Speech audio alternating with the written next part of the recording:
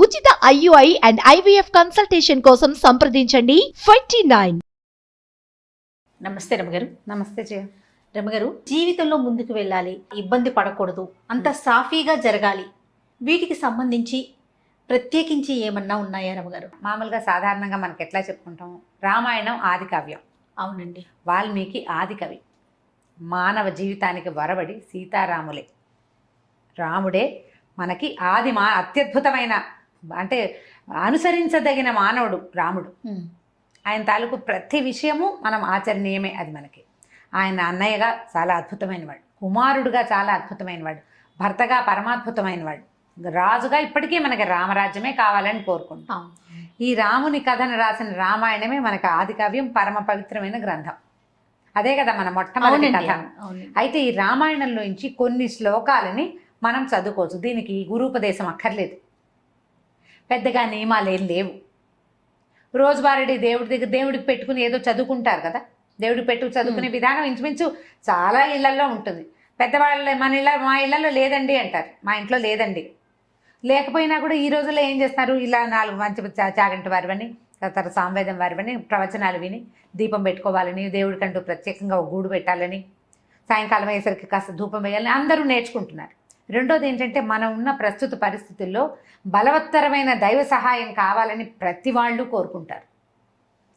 అది నేను పెద్దగా నమ్మను అని బయటికి చెప్పినా నమ్మకం అనేది లోపల భాగాల్లో ఉండేది, లోపల ఉంటుంది. అది ఎవరికి చెప్పక్కర్లేదు కూడా. అవును, నేను ఫలానా చేస్తాను, నేను మా ఇంట్లో దీపం పెట్టుకుంటాను, నేను రోజు దీపం పెడతాను అని ఎవరికైనా ఎందుకు చెప్పాలి? నేను అన్నం తింటాను అని చెప్పం కదా మనం. సహజంగా జరిగేది. దీపం పెట్టుకోవటము, దండం పెట్టుకోవటము కూడా అత్యంత సహజమైనవి. దండం పెట్టుకోవడం సహజం, దీపం పెట్టుకోవడం కూడా అలాగే, మరీ సహజం. అది అలాగే అయిపోయింది. ఇప్పుడు దీపం పెట్టుకోకపోయినా ఒట్టిగా ధూపం వెలిగించిన, అగరవత్తి వెలిగించి దేవుడి పటం, ఏదైనా ఒక రాముల వారి పటము, ఒక వెంకటేశ్వర స్వామి పటము లేని ఇల్లు ఉంటుందా? హిందువుల ఇళ్లలో ఉండదు. ఏదో ఒక స్వామి దేవాలయం ఖచ్చితంగా ఉంటుంది.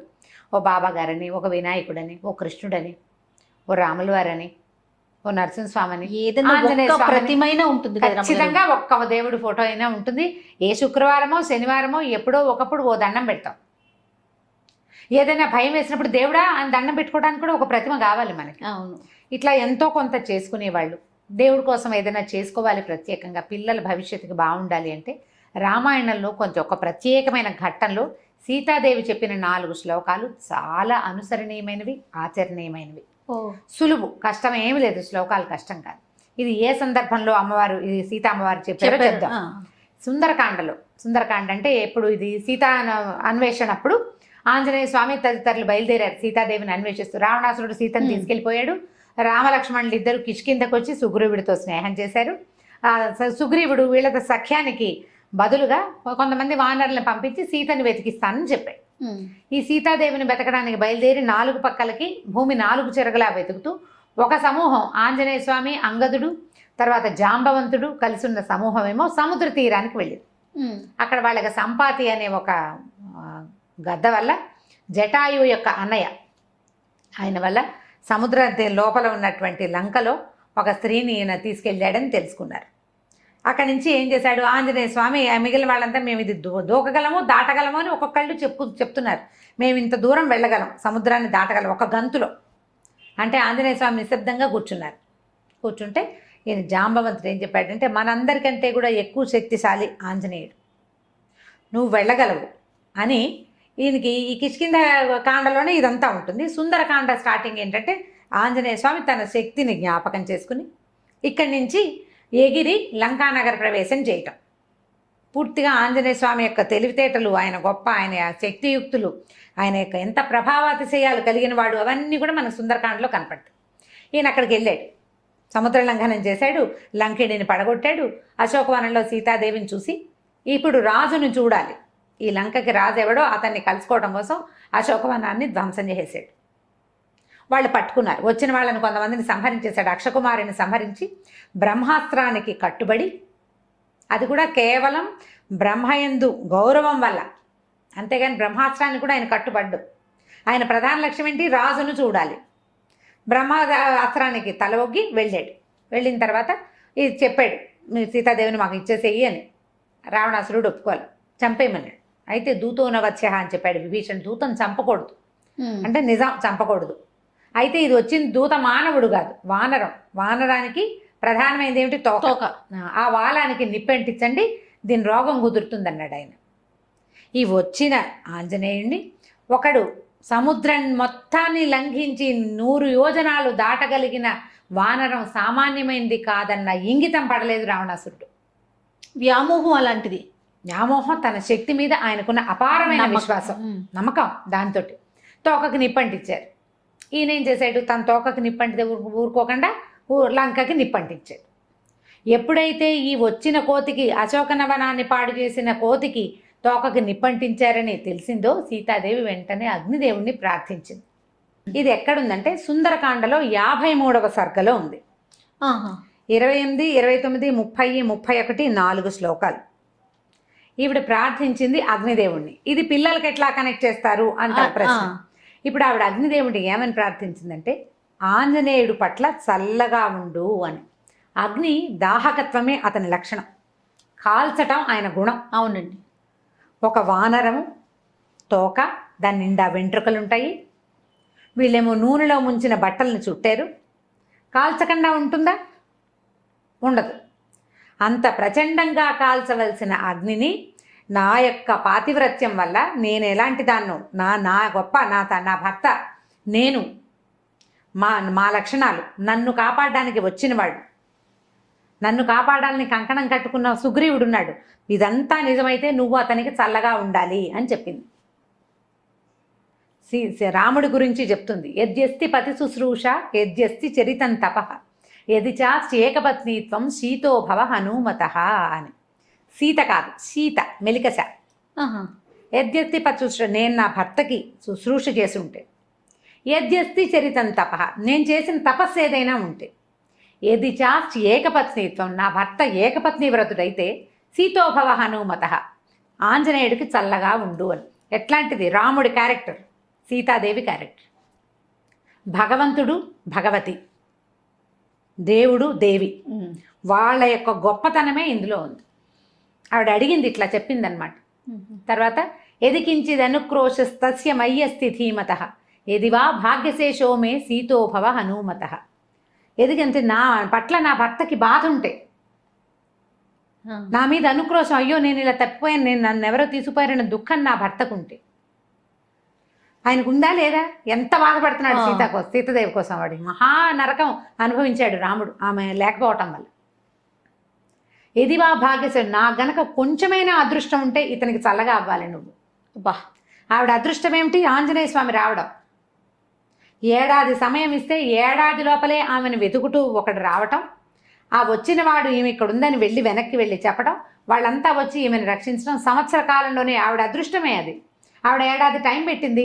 ఏడాది తర్వాత అయ్యి ఉంటే ఈవిడేమయ్యేది? కథ మారిపోయేది కాదు పూర్తిగా.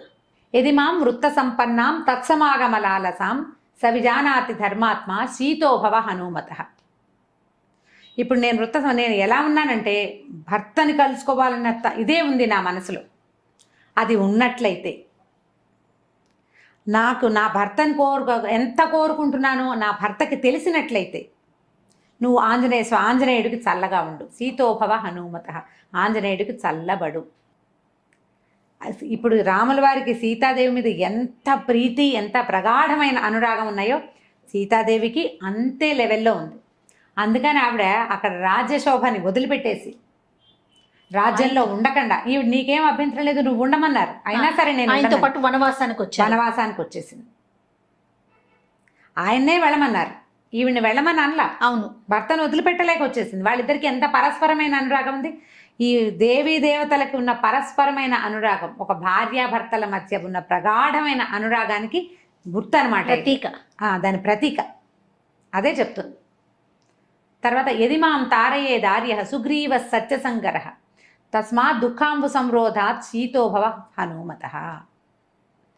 నా దుఃఖం ఆగడానికి, నన్ను కాపాడాలని సత్యసంధుడైన సుగ్రీవుడు ప్రయత్నిస్తూ ఉంటే, ఈ దుఃఖాన్ని అణచుకోవాలి నేను, ఈ దుఃఖం అణగాలంటే నువ్వు ఆయనకి చల్లగా ఉండాలి, ఆంజనేయుడికి. నా దుఃఖం పోవాలంటే సుగ్రీవుడు వచ్చి నన్ను రక్షించాలి. ఇప్పుడు ఇతను వెళ్ళాలి కదా, ఈయన వెళ్తే నేను రక్షించబడి అక్కడికి వెళ్తే నా దుఃఖము కష్టము నన్ను కాపాడాలని సత్యసంధుడైన సుగ్రీవుడు ప్రయత్నిస్తున్నాడు, ఇది జరగాలంటే నువ్వు చల్లబడు అని అగ్నిదేవుణ్ణి ఆజ్ఞాపించింది. ప్రార్థించినట్టు చెప్తారు. ఆవిడ ప్రార్థించింది, కానీ అది ఒట్టి ప్రార్థన కాదు, ఆజ్ఞ. నేను పతివ్రతని, నువ్వు ఆగు అంటే ఆగాలి. నేను పతివ్రతనైతే, నా భర్త ఇట్లాంటి వాడైతే, మా ఇద్దరికి పరస్పరమైన అనురాగం ఉంటే, నాకు అదృష్టం ఉంటే, అంటే ఉన్నాయి ఉన్నాయి ఉన్నాయి ఉన్నాయి అని ఒప్పుకోవాలి. చెప్పకనే చెప్తున్నారు. ఇవన్నీ ఉంటే నువ్వు చల్లగా ఉండాలి అని ఆమె అగ్నిదేవుణ్ణి ప్రార్థిస్తే, తోకకి చుట్టబడినటువంటి అంత అగ్ని సమూహం ఉన్నా లంకంతా కాల్చేశాడు, కానీ ఆయనకి ఏమీ కాలేదు, కసుగంధ లేదు, చల్లగా ఉంది తోక. ఆయనకి మండుతున్న తోకని నీటిలో ముంచి చల్లార్చుకున్నారు, కానీ బాధ ఏమీ లేదు, ఆయనకి చల్లగానే ఉంది. అగ్నిని ఆర్పారు కానీ బాధ కాదు. ఈ 4 శ్లోకాలని తల్లులు గనక చేసుకుంటే, ప్రత్యేకంగా కుమారులకని చెప్పబడింది, కానీ సంతానం కోసం అమ్మాయిలు కానీ అబ్బాయిలు కానీ పిల్లల భవిష్యత్తు పట్ల, వాళ్ళు ఎక్కడికైనా వెళ్తే అక్కడ ఏదైనా ప్రమాదాలు ఎదురవుతాయన్న భయం ఉన్నా, పిల్లల తాలూకు సెటిల్మెంట్ మీద మనకి భయాలు అవి ఉండి, జాతకాల్లో ఇబ్బందులు ఉన్నాయని, లేకపోతే అవకాశాలు రావట్లేదని బాధలు అవి ఉన్నా కూడా ఇది అలవాటు చేసుకోవాలి. ఇన్నిసార్లు చదవాలన్న నియమం లేదు. నియమం పెట్టుకోవడానికి ఒక చిన్న పద్ధతి ఉంది, కావాలంటే చెప్తాను. అది కూడా రోజువారీ మనం చదువుకునే స్తోత్రాల్లో ఈ 4 శ్లోకాలు చదువుకోండి. చాలా సింపుల్. 53వ సర్గలో ఉన్నాయి. తప్పకుండా 28, 29, 30, 31 డిస్క్రిప్షన్ బాక్స్లో పెడదాం ఈసారి. లాస్ట్ టైం పెట్టలేదని అందరు అడిగారు. ఈ శ్లోకాలు 4 వితౌట్ మిస్టేక్స్ పెడదాం తప్పకుండా. సో ఇవి గనక చదువుకుంటే పిల్లల భవిష్యత్తుకి భయం ఉండదు, భద్రత ఉంటుంది. భగవంతుడు వాళ్ళ వెనకాల నిలబడి కాపాడతాడు. రామాయణంలో ప్రతి అక్షరము మంత్రమేనని చెప్తారు. ప్రతి శ్లోకానికి దానికి ప్రత్యేకమైన శక్తి ఉంది. ఈ 4 శ్లోకాలకి ఉన్న శక్తి ఏంటంటే, కాల్చవలసిన అగ్ని చల్లబడిపోవటం. అగ్ని చల్లబడిపోయిందంటే చూడండి. ఇప్పుడు సీతాదేవి ఆంజనేయ స్వామి కోసం కోరింది, ఒక తల్లి కుమారుడు కోసం కోరింది. అట్లా మనం గనక మన పిల్లల కోసం కోరుకుంటే ఈ పని అవుతుంది. ఒకవేళ మనకి ఏదైనా ప్రత్యేకమైన సమస్య అలా ఉందనుకోండి, 40 రోజులు పెట్టుకోండి. అది ఎట్లా చేయాలంటే, ఈ పిల్లల జన్మ నక్షత్రం నాడు మొదలుపెట్టి 40 రోజుల పాటు రోజుకి ఇన్నిసార్లు అని, అది మీరు 11 సార్లు పెట్టుకోవచ్చు, 21 సార్లు పెట్టుకోవచ్చు, 40 సార్లు కూడా పెట్టుకోవచ్చు.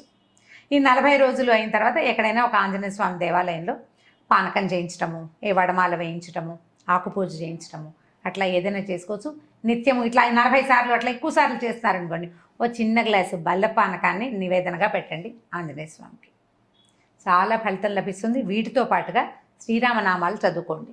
ఇవి చదివాక శ్రీరామ జయరామ సీతారామ అట్లా తారక మంత్రాన్ని కనుక చదువుకుంటే ఎక్కువ సార్లు మంచి శాంతిగా ఉంటుంది, చాలా ఉపయోగపడుతుంది. ఇప్పుడు మనం ఎలా అంటే, ఇలా ఏదైనా ఒక శ్లోకాన్ని, ఒక స్తోత్రాన్ని సొంత విషయాల కోసం వాడుకోవచ్చా అని ప్రశ్న వస్తుంది సాధారణంగా.